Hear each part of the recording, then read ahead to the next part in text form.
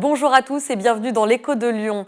À la une de l'actualité économique lyonnaise de ces derniers jours, protocole d'acquisition du fonds de commerce signé entre LDLC et Rue du Commerce.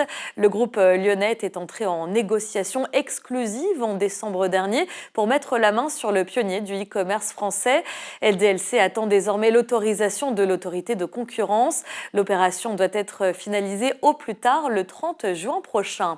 bioMérieux a présenté son nouveau plan stratégique à 5 ans, baptisé Go28. Le directeur général Pierre Boulud a évoqué une stratégie ambitieuse à moyen terme pour délivrer une croissance rentable et durable.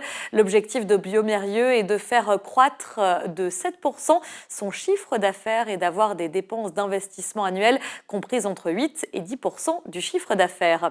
Enfin, Okoro vise 6 millions de chiffre d'affaires cette année. L'agence lyonnaise de gestion locative digitalisée, qui compte près d'une centaine de salariés, a multiplié par 2 ses lots gérés en France et espère dépasser les 12 500 lots d'ici 2025. Place désormais à l'entretien de l'invité de Damien Gouy-Perret.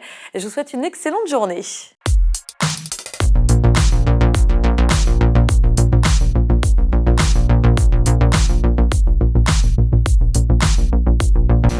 Bonjour à tous, bienvenue dans l'Écho de Lyon. Aujourd'hui, nous allons parler de ces petites choses qui accompagnent notre quotidien, qui sont hyper polluantes.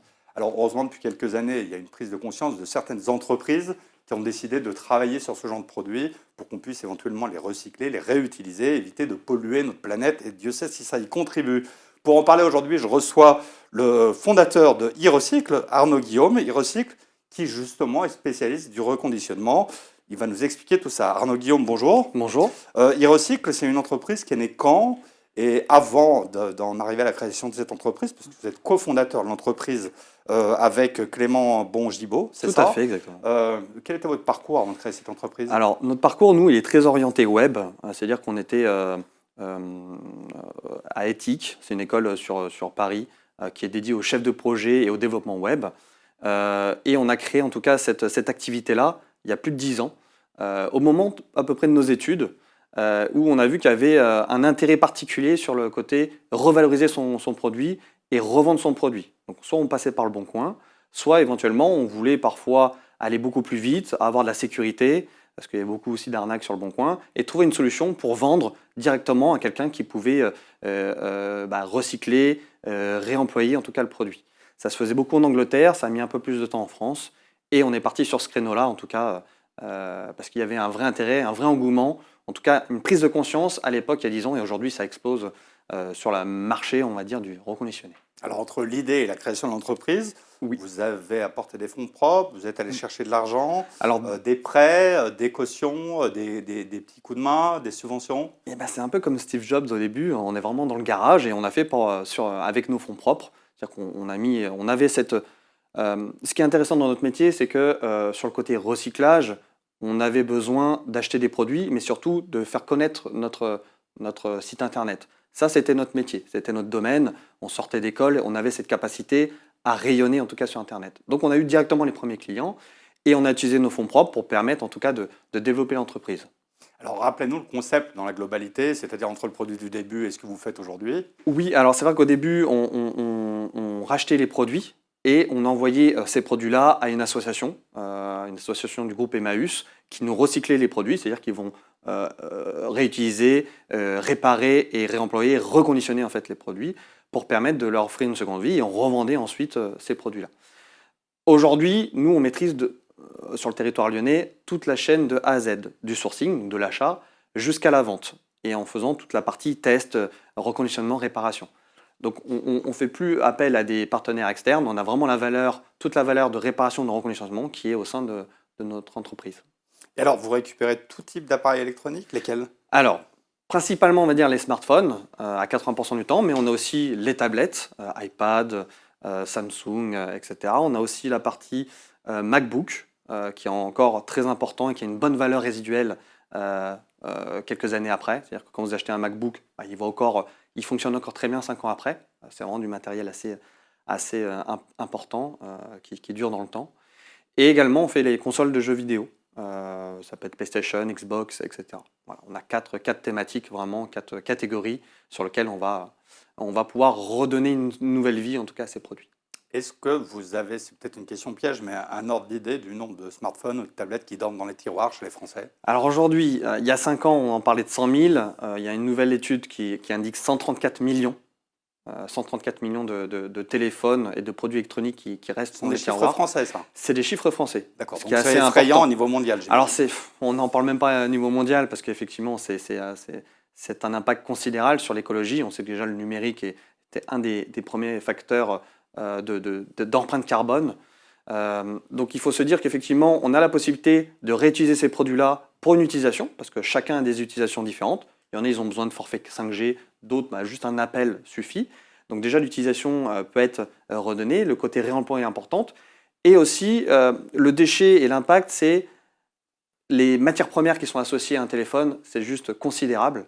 Et donc le fait de pouvoir réutiliser ces matières ou de les recycler tout simplement, ça évite la production d'un nouveau téléphone et c'est ça qui a un vrai impact. Donc laisser dans les tiroirs, oui, plusieurs, peut-être pas.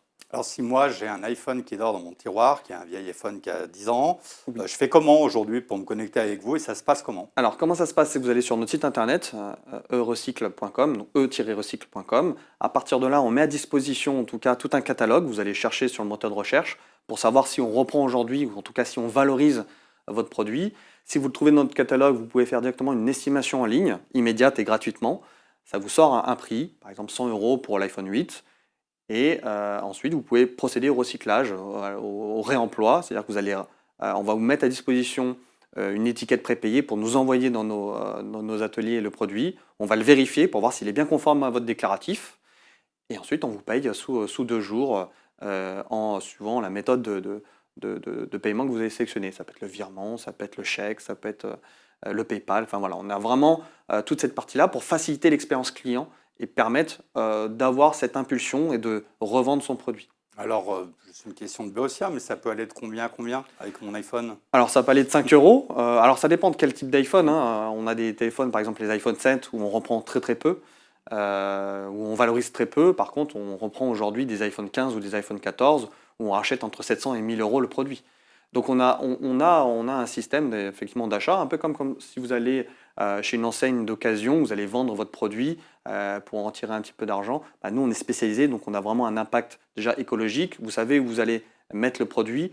Et en plus, derrière, vu qu'on est spécialisé dans le domaine, on a souvent des prix qui sont très attractifs en termes d'achat et même de revente. Alors, petite question purement technique, mais Oui. mon iPhone ne fonctionne plus. Moi, je suis incapable de savoir quel est le type de panne. Oui. Vous devez déjà avoir un retour d'expérience. C'est quoi les pannes sur les téléphones en général? Les pannes, il y a plusieurs types de pannes. Il y a une panne qui est plutôt liée à la batterie. C'est-à-dire que le téléphone fonctionne, mais il s'éteint rapidement. En tout cas, il tient 2-3 heures la charge. Donc c'est un peu la panne la plus fréquente, puisque les batteries aujourd'hui, c'est un élément d'usure, comme les pneus d'une voiture. Donc du coup, quand on l'utilise 2, 3 ans, 4 ans, du coup, on est obligé de le changer pour garantir en tout cas de redonner les fonctionnalités d'origine, en tout cas l'utilisation, l'autonomie d'un produit. La deuxième casse qui est régulière, et vous le connaissez tous, c'est l'écran. L'écran, on le casse très souvent parce qu'on oublie de mettre un film de protection ou des choses comme ça, et quand on l'est cassé, on ne peut plus utiliser le téléphone. La troisième casse derrière, c'est très souvent le dos, qui est moins impactant, mais qui nécessite beaucoup de technicité pour permettre de réparer. On ne peut plus revendre un produit à quelqu'un de main à la main si le produit derrière est cassé. Mais ce n'est pas gênant sur l'utilisation.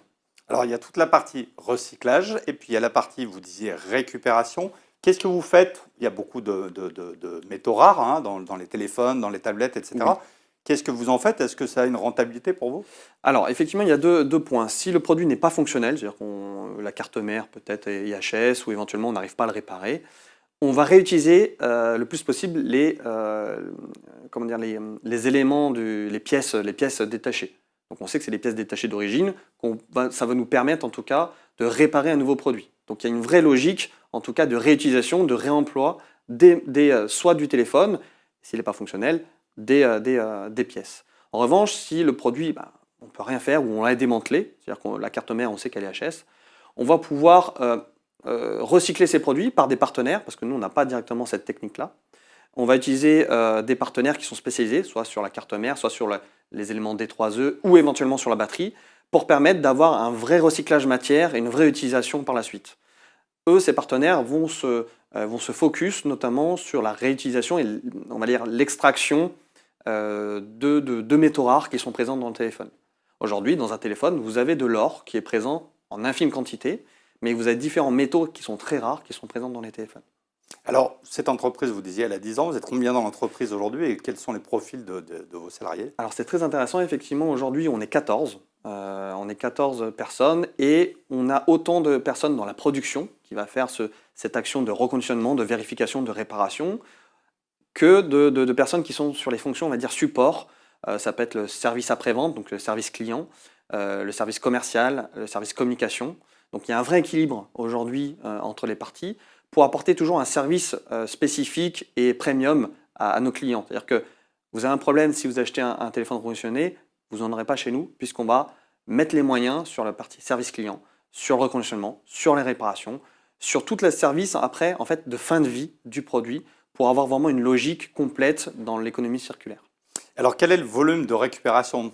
Vous avez déjà des données chiffrées, j'imagine, en 10 ans, vous avez vu une évolution? Alors aujourd'hui, effectivement, on a vraiment évolué. Déjà, il y a une prise de conscience depuis le Covid de la part des consommateurs et des personnes en France sur le côté enjeu écologique. Et le premier levier, c'est d'acheter peut-être un produit de seconde main, réutilisé ou garanti. Donc le reconditionné a complètement bondi. En 5 ans, elle a été multipliée par 2, voire par 4, pardon. Donc il y a vraiment une prise de conscience sur cet effet écologique et que le smartphone, c'est un produit de consommation aujourd'hui et on a une évolution qui est plutôt moindre chaque année. De l'iPhone 10 au 15, on a une faible évolution, donc on commence à stagner et on commence à avoir un achat un peu plus d'occasion puisqu'en fait, déjà ça coûte cher et le pouvoir d'achat est plus compliqué. Donc depuis le Covid, il y a un vrai impact, une vraie conscience côté consommateur. Et alors, quand vous revendez un produit, votre acheteur, il fait quelle économie moyenne par rapport à un produit neuf? Ça dépend du modèle. Ça dépend du modèle. Effectivement, si vous achetez un iPhone 15 chez nous qui vient de sortir il y a 6 mois, vous allez pouvoir faire 15-20%. Par contre, on a d'autres produits, l'iPhone X, l'iPhone 11, où vous allez faire 70% d'économie. Ce qui est assez important. Et en plus, derrière, on vous garantit que le produit est fonctionnel pendant 1 an minimum. Et vous pouvez même étendre la garantie s'il faut. Donc, on va faire tous les tests de manière très spécifique, plus de 60 points de contrôle, qui va garantir en tout cas un produit de qualité avec un très faible taux de SAV. Est-ce que les Français aujourd'hui jouent bien le jeu ou il y a vraiment encore une marge énorme? Alors il y a encore une bonne marge. Aujourd'hui, le marché du reconditionné par rapport au neuf, c'est 25-27%. Okay, si on rapproche ça au côté automobile, aujourd'hui le côté automobile, quand vous achetez une automobile d'occasion, c'est 75% du marché. Et on dit très souvent, et par rapport aux études le disent, c'est qu'on va tendre un peu sur ce marché automobile. C'est-à-dire qu'on va arriver facilement à 40, 50, 60% dans les années à venir sur la partie-là. Donc on va tripler facilement le parc de téléphones reconditionnés. Voilà, ça tend vraiment vers cette même logique. Il y a vraiment une belle marge de progression. Il y a une belle marge de progression et donc nous on est en plein boom parce qu'effectivement cette marge-là arrive prochainement et s'accentue en plus avec les France 2030, les actions écologiques de la métropole, les actions de l'État. Enfin voilà, on a vraiment cet engouement et cette prise en considération en tout cas par les consommateurs. Alors j'allais justement y venir parce que votre démarche elle est exemplaire. Est-ce que vous avez des aides de l'Europe, de l'État, des collectivités ou est-ce qu'ils vous laissent bien faire? Alors aujourd'hui on est bien lotis, c'est-à-dire que sur la région Rhône-Alpes et la métropole, ils sont très actifs sur la partie écologie, sur la valeur, sur l'éco-responsabilité, sur les produits éthiques. Donc du coup on bénéficie de certaines subventions, on va dire, par rapport notamment à la chaîne de production, à l'amélioration continue des actions écologiques et des bilans RSE. Donc effectivement, on a un soutien assez fort aujourd'hui de la région et de la métropole. Ce qui est intéressant puisqu'en fait, ça va générer de la valeur sur le territoire et des emplois. Alors, j'ai vu que vous aviez élevé récemment 1,5 million d'euros. Ils étaient destinés à quoi? Est-ce que c'est pour des choses qui vont se développer? Est-ce que vous les avez déjà utilisées? Exactement. Est-ce qu'il y a d'autres levées de fonds qui se préparent peut-être? Alors, pour l'instant, les deuxièmes levées de fonds, on verra dans un second temps, mais la première, elle a été levée en septembre 2023, donc tout récemment. Et celle-ci, elle va nous permettre notamment d'accélérer dans notre processus d'industrialisation. Donc, on va pouvoir vraiment mieux produire et surtout produire en plus grande quantité. C'est-à-dire qu'on va pouvoir augmenter nos volumes de produits reconditionnés, de réparation et industrialiser les processus. L'autre point, c'est aussi le côté humain, c'est qu'on va pouvoir se staffer, toujours avoir cet équilibre entre production et support. L'objectif, c'est de pouvoir évangéliser notamment la partie reconditionnée et pouvoir proposer ces produits au plus grand nombre ou en plus grosse structure. Je sais qu'il y a beaucoup de structures d'entreprises ou de collectivités qui sont à même de vouloir passer leur IT au green. C'est vraiment d'avoir cette logique de décarbonisation, comme on dit, pour permettre en tout cas d'avoir ce recul et d'éviter un peu de mettre son empreinte carbone trop importante. Pour vous dire, juste un aparté, nous quand on recycle un téléphone, c'est une stat assez intéressante, chez nous en tout cas, on réduit de 94% les émissions de CO2, donc les émissions de l'empreinte carbone, l'impact, entre un produit neuf et un produit reconditionné chez nous. Vos clients sont des particuliers, mais aussi des entreprises, il est bon de le dire. Est-ce que vous avez des statistiques sur la tranche d'âge qui sont vos clients? Alors, on a plusieurs. C'est vrai que le produit du téléphone, par exemple, c'est très grand public. Donc, du coup, on a énormément de clients différents. Par contre, il y a 3 clients en termes de particuliers qui se dégagent. Il y a la première, c'est les jeunes. 18-24 ans, qui vont acheter leur premier téléphone ou qui n'ont pas beaucoup d'argent et qui veulent quand même un téléphone avec des bonnes performances, etc. Donc ils vont se tourner sur reconditionné puisqu'ils ont un budget moindre, mais ils veulent quand même une qualité ou par exemple un Apple, etc. Il y a une autre tranche, c'est souvent les 30-40 ans qui ont envie d'avoir vraiment un impact écologique dans la façon de consommer. Aujourd'hui, ça se ressent, c'est qu'ils sont consommateurs, c'est qu'ils vont vraiment essayer de trouver le meilleur quelque part. Et ils retrouvent leur valeur dans le téléphone reconditionné.